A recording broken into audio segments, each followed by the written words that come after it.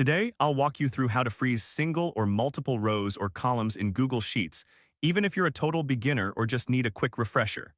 By the end of this guide, you'll know exactly how to keep important data visible while scrolling, so you can enhance your productivity and keep your focus where it matters. To start, open Google Chrome and click on the Google Apps icon in the top right corner of your browser. This is like opening a toolbox, where you can find all the tools you need for your tasks. Next, click on Sheets to access your spreadsheets. This is where all the magic happens, as you can organize and analyze your data efficiently. Once you're in Google Sheets, you can either open an existing file or create a new one.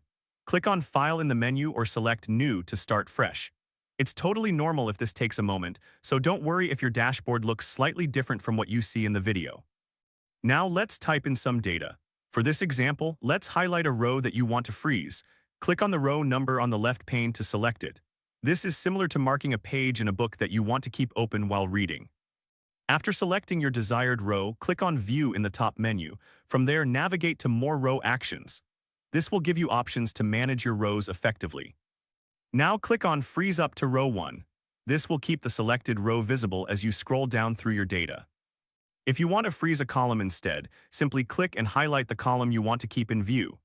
Again, this is like keeping a specific section of your notes visible while flipping through the rest of your notebook.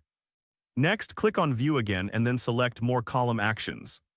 Finally, click on Freeze up to column A.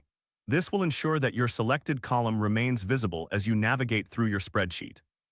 And there you have it. You've successfully learned how to freeze single or multiple rows or columns in Google Sheets. This feature is incredibly useful for keeping track of important headers or categories while working with large datasets. If this helped you out, please give the video a thumbs up. If you run into any issues, leave a comment below. Subscribe for more actionable guides. Thanks for watching.